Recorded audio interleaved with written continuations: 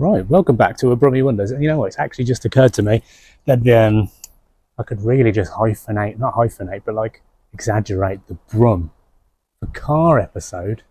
Because if you go back in the channel, way back, many centuries ago, you'll see that a MORRiS MiNOR popped up. Probably not last Christmas, but the Christmas before. And I was all for it. I had all the time in the world apparently, and I was trying to fix it, trying to just fine-tune the rear brakes was the only real issue. More issues have arisen since, because work got very busy, all the usual excuses, you've heard them all before. And yeah, she ended up jacked up in the garage here, with no back wheels, all the brakes are stripped, and I was just none the wiser, to be honest. So quite a disappointing ending to that saga. But luckily, your boy has 3 weeks of uninterrupted, I won't call it annual leave, I've chosen not to book any work on. Why, I hear you ask? Well, actually I'm just going to say it's going to be out eventually, but yeah, we've had a baby, and it's been amazing, but more on that later. And it's all going great, don't worry about it. And I don't think we'll be putting the baby in this car, but Daddy needs to play. And yeah, I've still got that BSA to sort out as well, bloody hell. But this first, because yeah, 3 weeks left until all hell breaks loose again on the work front. So whilst the missus is looking after the wee baby, I'm going to pop the wheels back on, get her running hopefully, at least clean up the spark plugs and just see what the crack is there. I do have a battery booster if it comes to it, but I think the battery's been fine. I've turned her over every so often over the last kind of 8 months, and she does turn over fine, but it was a non-start. So there's plenty of fuel, choke works, all that. So I think, yeah, sparks might just be a bit bunged up, and the dizzy cap might be a bit, well, now it won't because it's been 30 degrees. So hopefully the distribution cap and all those bits aren't full of condensation now, and she'll just fire up nice and easy after a little brush down. So yeah, next plan after that, get the wheels back on, get her running, turn around, get some fine kind of brakes, because I know there's a leak from the master cylinder, and that's what I need to tackle next. So I can basically turn her around, get her up those ramps that I bought in that last car boot episode, and actually hit the master cylinder, then actually maybe drive this car before the laws surrounding MOTs being exempt for classic cars are stripped from us, because obviously I'm sure you're all aware that over the last year or so, the doubling down of the you'll own nothing and be happy kind of agenda that I'm sure you're aware of has really stepped up a notch. I mean, currently there's about 20 riots going on just outside my, there's not, everything's fine. So I don't think much has changed really, but the news is really hyping it up. So let's have some fun with some old vehicles before we have to cash them in for veg credits. So I'm happy to report that all in all, considering this garage is dog shit, and you know, for the service charge we pay, it's still bloody licks, but we'll get onto that in the next episode maybe. No, I won't. But yeah, it hasn't been too hard on the old, what do we call her? Joan. It was Joan the car, wasn't it? So yes, she's still up on her front wheels. These are off. I took it all apart. We have to clean this down and start again there. Does that even move around? So there's a problem. That should move. So we know that for a start, because they should recenter themselves. So we'll give that a bash around and a clean down. Everything else, I mean, all still moves, that's fine. Nothing's seized, nothing's fell off, nothing's got worse rust-wise. She's really tidy underneath, really, if you have a look. So yeah, once she's moving, we'll have a good time. I don't think the inside has had a bad time of it either. Let's have a look. I was worried that we'd see a lot of mould in here, but last time I checked, maybe a month ago, it was all looking fine. And she's still looking and smelling absolutely brilliant. Wow, there's me wellies. So yeah, we're still stuck on 42,000. We want to get her to 50,000 miles by the end of summer. That's the aim. And maybe it can happen. I don't see why not. I really miss driving this. It was so much fun. Right, so let's crack on. See how far we get. Well, there's that hat. Where did that go? Bloody hell. It's a time capsule, guys. So let's go from there. So just a quick clean down before the reassembling. And actually things don't seem too bad. which is good. So yeah, what is actually something I apparently didn't pick up on last time is that this cylinder should be freely moving, because that's how it centers itself under pressure inside the drum. So that's something to look at straight away. Why is that jammed? So yeah, already onto a screamer, or I think we might actually get something done just based on that. So that's exciting. So unfortunately I don't actually have a nice soft hammer, so see if we can free her up.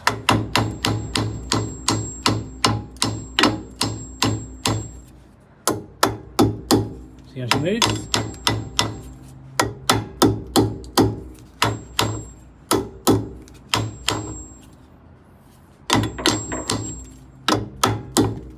So as you can see with the other side, which is assembled, doesn't need much of anything going on there, but just removed the shim that I came up with, which was basically this, which actually did work, but yeah, it wasn't secure enough, so I should actually learn to weld.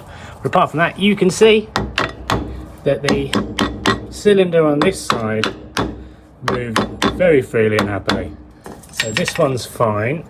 It is actuated, so I'm going to have to squeeze all of these cylinders back in to get the drums back on, but that should be okay. Still got to work on freeing up the other side's cylinder, but no problem.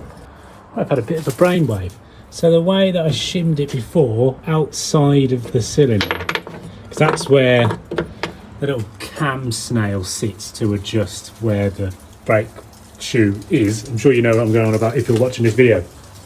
But my original shims were kind of this, to sit inside the groove there, like that, and then the snail would sit on top of that, pushing it up and then basically letting you start from a higher point to push this out with the cylinder, right? But actually, stupid man, this cap comes off entirely, and this space inside turns out is the perfect size for a couple of the same washers, and they can't escape when this is on, because it's basically a housing where this inside sits on the piston itself in the cylinder, and then you can still pop the snail outside there, and I'd have gained about 4 mil of height. So we'll start with 1, but I think that's the way. That might actually just be it.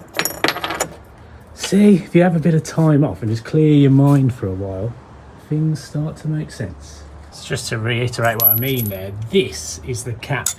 That's the piston itself that pushes out when you apply the brakes, which pushes this out, which hits your shoes, which goes outside the drum and stops your car from inside, stops your wheel from inside. So if we remove that, which can't really go anywhere once everything's assembled, pop this inside, that gives me a higher starting point as far as where the piston fires from, like a shim obviously, and that might cure all my problems. And it can't escape, because once this is all assembled, this cannot move because it's blocked by these sidearms.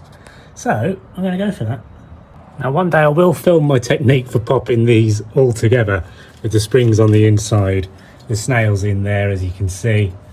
That is pushed out already, so that's great. So if the drum goes on, I reckon we've got a winner. Once we give it a test, obviously I've got to fly some brand new fluid through, because I think the master cylinder let it all drop. So it took a little bit of persuasion, but that's essentially freely spinning. It fits. That shim is thin enough to get this to work. So I think this might be the light at the end of the garage, guys. So that's the problematic wheel on, and then just got to pop the wheel on the other side, and then it's time to drop it down and just try and get it fired up, to be honest. Have a look at the spark plugs, get all that tidied up and cleaned and brushed down, and just see if we get any life in the old girl, eh? But already quite chuffed with today. I mean, obviously this is fuck all in the grand scheme of things, but I'm glad a plan has arisen concerning that shim. I think that's going to be great, and I know I've got a leak somewhere down there, and I'm hoping getting the master cylinder out isn't as hard as I'm thinking, and I'm hoping it doesn't involve taking anything bolt wise away from inside in the footwell, but I think it does. And it must be said that the rust and the bolts in there don't look fun. Now, there was an unexpected bit of faff to get to this point. So this cap on this side pulled the kind of piston away with it. So I think it originally comes assembled. Now I have jimmied it back in now, but I'll just show you. Now I'm going to leave it in there, but yeah, the piston itself, that came away with this. So I tapped it out. I don't know if it rusted in or if it was always there. I tapped it out with a hammer and a flathead, and that was fine. So now this is separate. Have got things a little bit dirty, so just keeping things clean. So this is the brake system we're dealing with. And my point was, that's the cap. There's our shim, which is just a big washer. Sits in there perfectly. Throw that back in there, and then reassemble the shoes, which I actually might show you now. Like so, I'm not going to show you again, but again, that was really quick, and I can't complain. Ooh. It's nice, isn't it? Yeah, all good, all assembled, shim in place. I reckon the drum will still fit. I'll check now.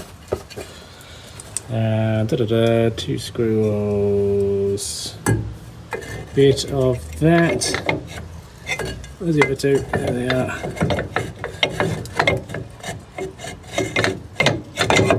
There we go. Off, drop and fit. So the shim isn't too big. It's a little bit draggy, but nothing we can't solve.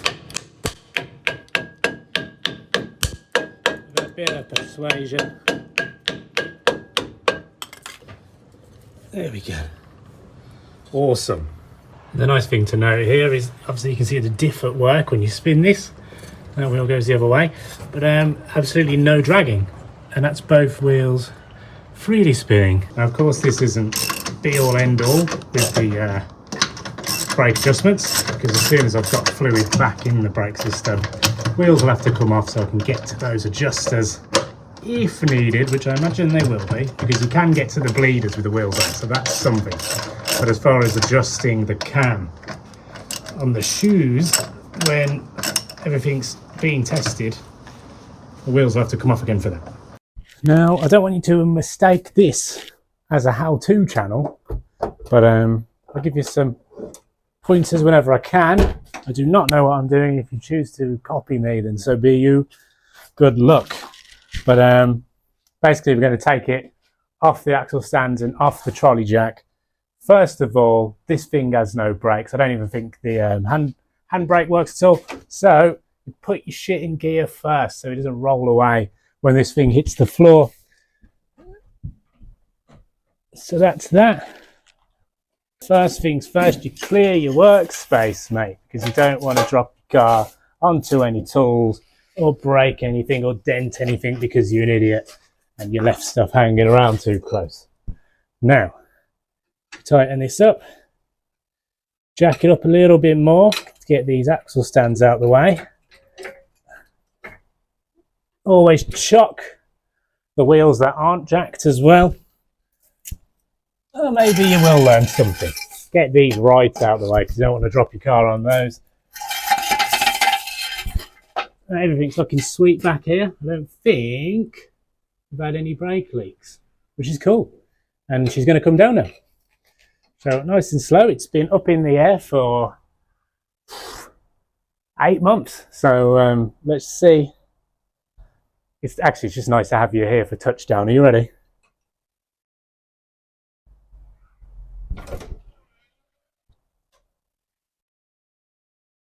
There she is.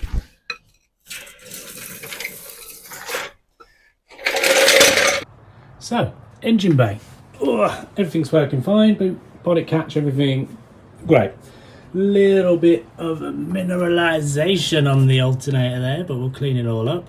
What I want to do, I mean, basically all this coolant's escaped from here because I know there's like a rubber seal just underneath there, which is leaking away like a good one, but that's okay. What we want to do today is get all the sparks off, clean them up, and these are all coming off fine. So yeah, we'll see if we can get these spark plugs out and start from there, because they haven't been done for a while and they might just be all gunked up and horrible. So those things here. So surprisingly easy time at getting the spark plugs out. Happy with that. So going to start brushing them down, cleaning them up, throw a bit of WD on them. Don't think the SU carb's going to have enough oil. I'm going to have to hunt some of that down. I think that was like a 3-in-1 oil that went in there. But yeah, kind of random sizes of spanner and sockets to take out these spark plugs. As you can see, there's 2 big ones at the back and then 2 slightly littler ones at the front. But overall, I think they're all the same. NGK 6P6E, 6P6E. So they are different sizes in the front and the back, which is bizarre. But it did run, so I'm going to buy 4 of the same. But for now, I'm going to clean them up just to see if we can get us started. As you can see, they're not really that coked up either. Always worth a go.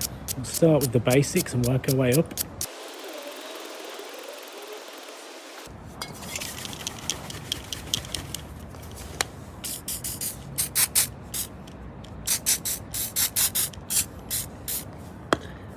Alright.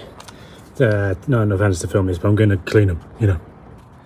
So here's the engine bay, and I don't know if this is something of concern, but the only wet patch in this entire bay is there. Oh, what's that? Is it just sweating? But as you can see, the state of things in here is pretty exemplary, really. Everything's looking great. Firewall's great. A tiny bit of corrosion over here, but all to be expected. But generally, she looks incredible, which is good to see. So yes, going to pop the sparkies back in now they've had a quick clean. And well, I should really find some 3-in-1 for the SU. So we probably won't get a fire up today, but at least we'll have started off with getting the soot off these bloody spark plugs, which is more than, well, it's not. I wanted to get loads done today, didn't I? But it's something. So it was the big boys towards the back. We're only really going to finger tight these so we don't have to work too hard on getting them back out.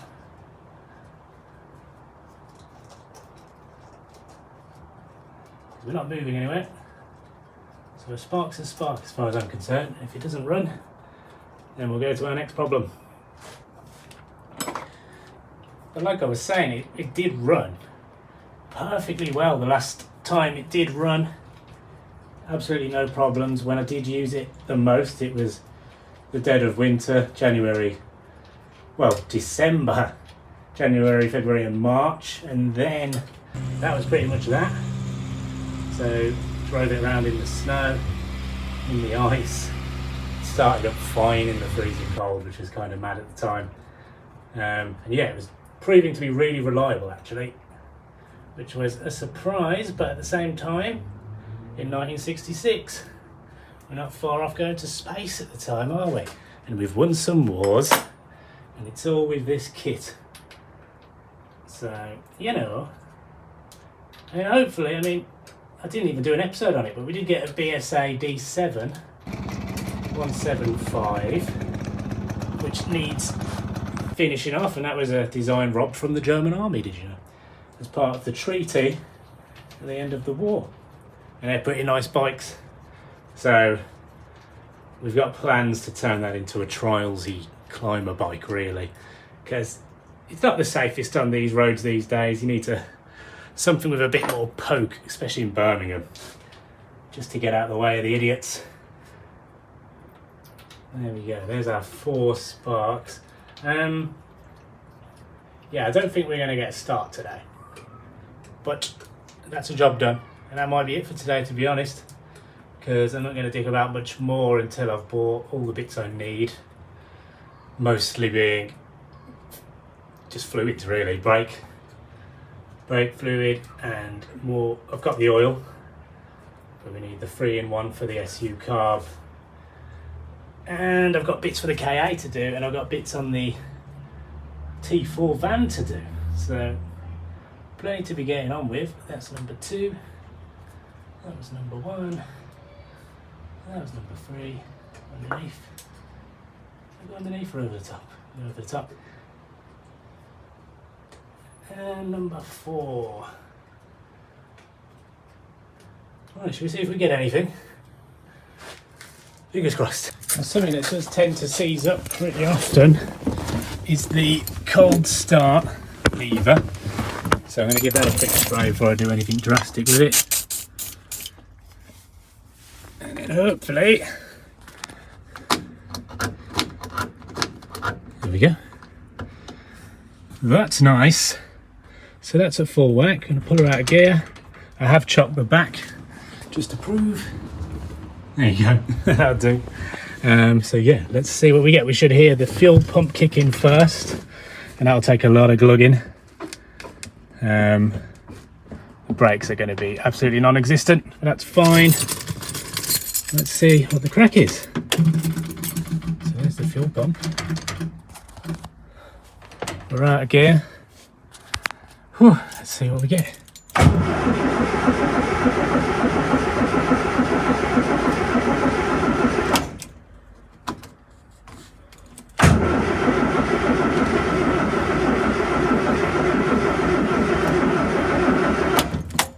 Nothing yet. All right.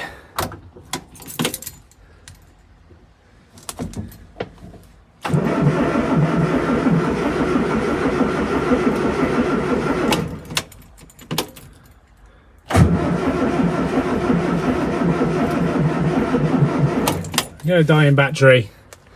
That's a shame. I thought we'd get something a bit more exciting than that. Hey ho!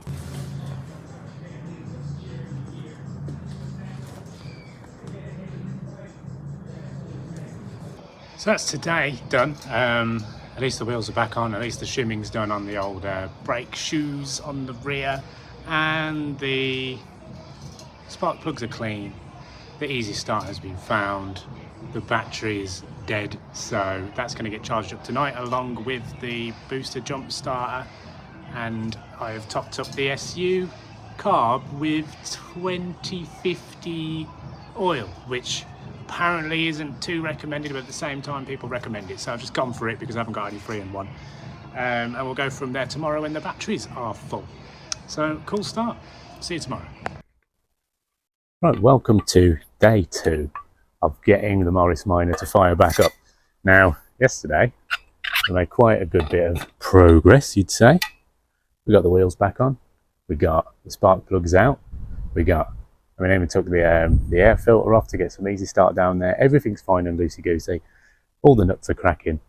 The brake shoes are back on, and the cylinders are successfully shimmed, and the drums fit on nice. The wheels are all back on. We dropped it off the jack and tried to fire it up after a bit of clean into the spark plugs.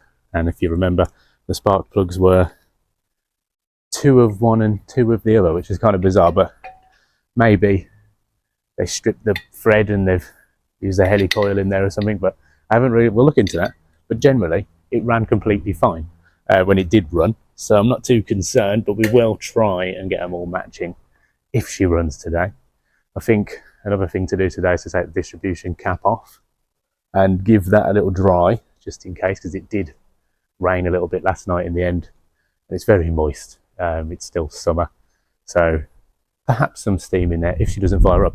But in the end, we spent the night charging the battery. So it's fully charged, all good to go. Going to drop that back in shortly. And yeah, hope for the best. And I think she's going to start. And then if she does start, it's pretty much a case of heading back to the master cylinder underneath, which is a pig to get to. But we will do it. But I basically need the engine running so I can get her up on these ramps. And then we've got some nice easy access underneath to start stripping. I know there's a torsion bar under there that needs pulling out of the way to get this bloody master cylinder out anyway. So, bit of a project, but hoping to have this all done and dusted by the end of the month. It's currently like coming up to the middle of August, so potentially we'll get there. And if it doesn't happen, move on to the BSA, I guess, because surely that's going to be easier. I don't know. Right then, so let's get the battery back in. Step one. Here she goes. Right. Looks like I did run another earth to the negative pole sometime in history. Can't remember doing half this stuff. Uh-oh. Let's get that in there. Where are you going? Get that bit of that. You in there. You down there.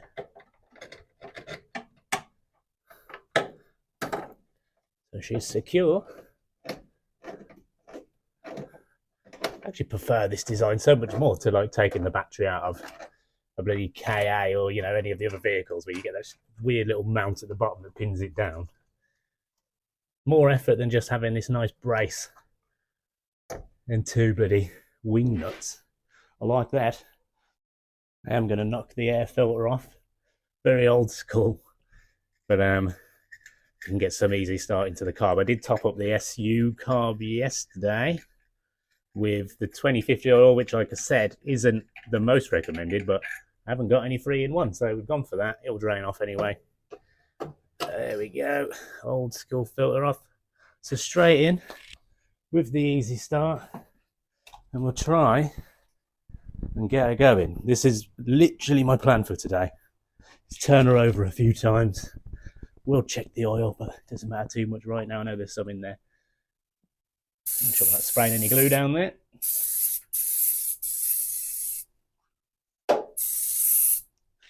Okay.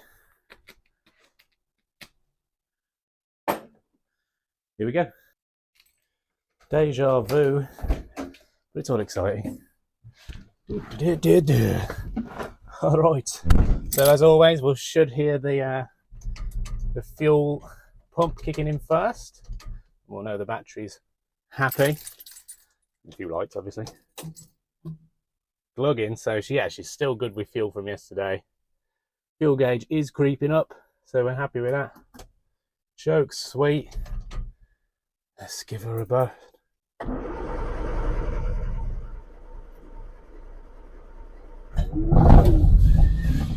Fuck off. There we go, baby. Beautiful. Wow, I haven't had this run for a good 8 months. But we'll take that. Let her run off. Oh, hopefully. Ooh, I should really pop some oil in now and get the fluids back up. But good lord. Right, let's have a look. Let's have a look. Let's drop this down.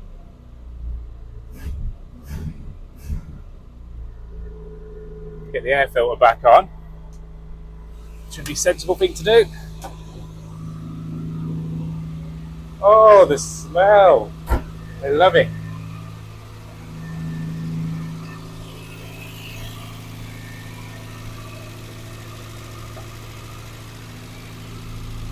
Get you back on there for a minute.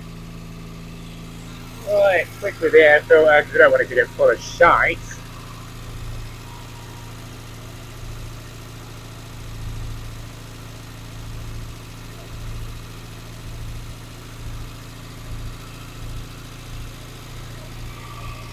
Excellent. Can't remember where the accelerator was on this. There.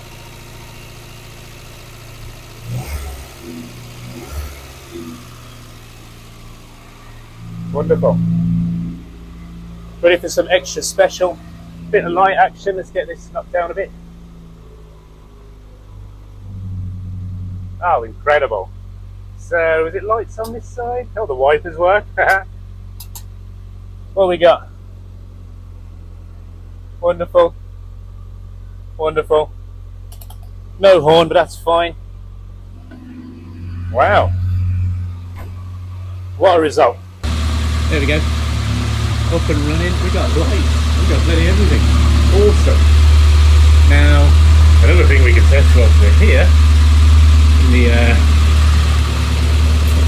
does the fart still happen? I should really turn this off before she gets too warm. That light character. Oh, still seeking a little bit, but that's nice. Heater is seized. Oh no, she works. Oh, incredible.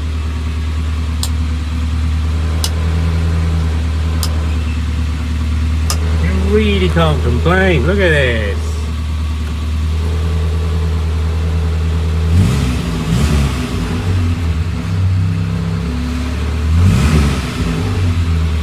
I love it. I love it.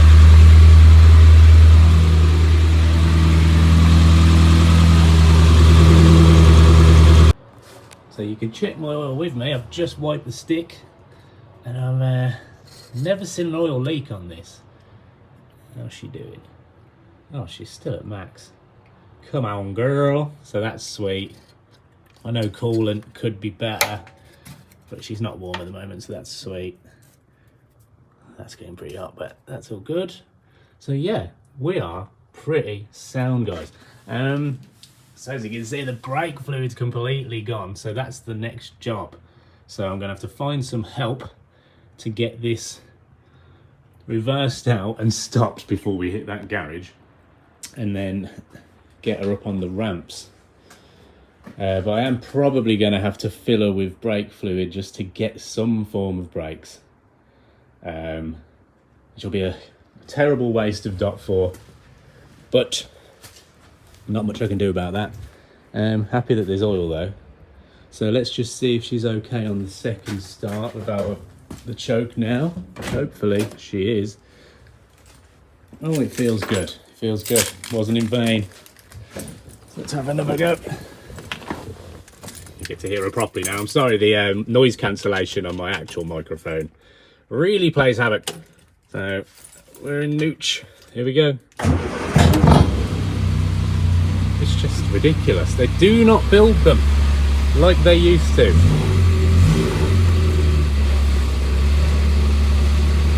Clutch engaging or disengaging fine. I don't want to stick her in gear just in case she flies into all my things.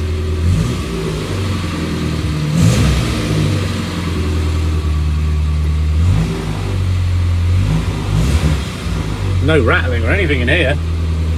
It's beautiful. Right, so did these work? I can't remember. No, so interior lights we'll have a look at. I still need to replace the sun visor as well. I knocked that off with my own head. But yeah, fantastic. Look at it all. Oh.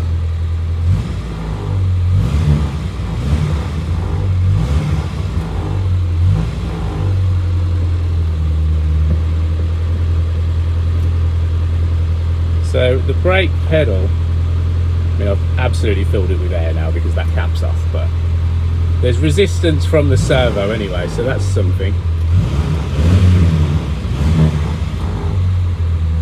Right, I think that'll do us before she gets warm. Fantastic, what a result. Thank you for joining me. We're going to wrap this up with a little review and on to the next job, really. So something to have a tiny look at, just because the cylinder itself, well, the piston came out of this cylinder yesterday when I was trying to get that shim in. And I don't know if I nicked it, to be honest, when I was trying to jimmy it out of that cap, which may have ruined the seal. So, I mean, I know there's not much fluid in this anyway, but there might be some residual that should have pissed out if all went wrong, but that looks okay to me. Okay. Bloody hell. It's good to see her. It is good to see her. Wow. I mean, we've got some welding that needs looking at potentially. But let's get the brakes sorted. I might even... Okay, what's that down there? Is that a drippings? Hang on.